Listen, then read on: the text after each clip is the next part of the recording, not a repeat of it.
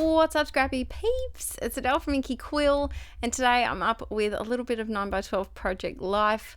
I've been working really hard lately to catch up on 2018.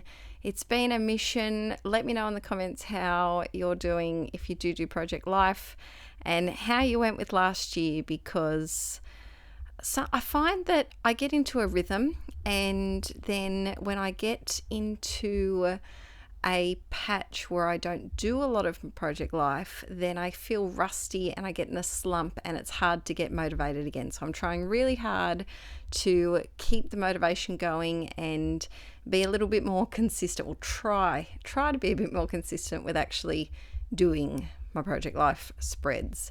So today is one of my favorite series over here, Scrap Stash Saturday, where we dive into our stash and actually use it instead of hoarding it, instead of saving all the pretty things, and we actually get some stuff out of our storage, out of our crafty organization, and into our album. So join me, grab some of your stash and see if you can catch up on some project life or create a layout or do any other creative thing, knit, cook, bake, paint, whatever creative endeavor you like to do. So first of all, I always pick my cards first, because I feel like if I don't pick all of my cards first, then I don't really know like what color direction the layout's going, or if there's repeated things that I want across my layout, it's harder to figure it out. So I went through my stash, and there's a combo of this polka dot is actually, I think, a Felicity Jane card, a journaling card. That text is a piece of scrapple paper that I cut up. So it's just a lot of different bits and pieces. I think I might actually film an updated storing my project life cards video, because I filmed one a few years ago and it's changed a lot since then. So if you'd be interested in that, let me know and I can film that for you. I find that I work better when I have restricted supplies, and so I have a very small supply of not only journaling cards but bits of scrap paper that I've cut down as well right next to me so that I can go through them. I've got some leftover sticker sheets that I've trying to get through that have been from recent kit subscriptions, and I'm trying to get through those little puffy houses, and it's from, is it from Willow Lane by Crate Paper possibly? And there's a bunch of animals, and I am struggling a little bit to use them, even though they're foxes and bunnies, which are my favorites. I think it's because they're colored. I'm having a little bit of trouble with them. So same with the houses. That little tiny word is one of my Patreon printables. And then I'm just adding a doodly border with my fave pen, Pilot G2. And this card is done. So this spread was actually from last May when we went on our trip to Tassie. I know you've had a lot of the Tassie trip layouts lately, but I'm trying to get through them and there's not too many to go. So next up, this card is a Patreon printable from, I think it's from last June possibly. I did a travel collection for that month. So I'm just adding a little bit of journaling down the bottom here and just a couple of little sprinkly bits. This card didn't really need too much else. The thing that I like about planning the cards before actually starting is that I get a bit of an idea as to which cards can handle large embellishments like tags or layering pieces, and which cards might only need a couple of sprinkly bits like this one. So if you are struggling to get going with your PL pages, try and pick all your cards out first before starting and see if that helps.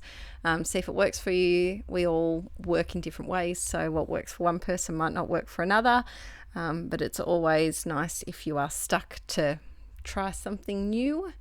This little dreamy day I love. It's this puffy, I'm pretty sure that's from Willow Lane. I have a bit of a stash that I'm trying to use up at this point, and I didn't really need to add too much else to that. It was just a couple of little tiny hearts at the top.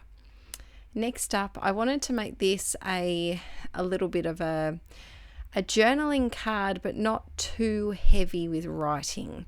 So I thought it's a pretty basic neutral background, grey and white, very easy to go with anything. And I've had these, and like I said, I'm struggling a bit with the animals, and I've had these really cute.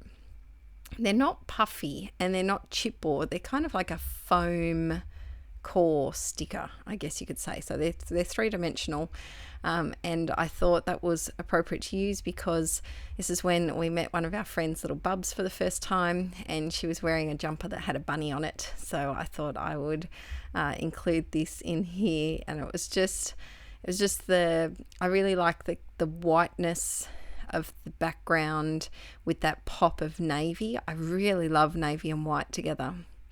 These little hearts, because I know someone will ask, I got off eBay quite a while ago now, and I just searched for tiny hearts. I don't think the seller sells them anymore, I'm sorry, but you could always just have a check online and see if you can grab them off eBay if you'd like them. So then this next one is Arch meeting Poppy for the first time. It's a little confusing for him. He's got the hang of it now, but we have 3 Poppies in our life. So this is baby Poppy. We have my dad is called Poppy, which is who he's now called Popo. So he's now Popo, but he was Poppy. And then we call Poppet, our bunny rabbit, Poppy. So when we went to meet this baby Poppy, he was getting it confused with Grandpa Poppy, and we kept saying, you know, Archie, this is baby Poppy, and he kept going, no, Nana Poppy, and he was so confused, the poor little Poppet. He was very confused about that, but I think he's got the hang of it now. So next, I wanted to do kind of like a title card, I guess you could say, just about that it was the first time that we were meeting Poppy, because this page is the first, well, there's a layout that goes before this in my album that has the plane flight, and then this is the first actual day that we were down in Tassie. If you are a new subscriber, welcome, hello. I get a lot of questions about how I store the pages once they're done. I do have a video here on YouTube. I think it's my January 2016 Project Life album flip through, so you can have a look at how I do a combination of different sizes and the pocket pages with layouts.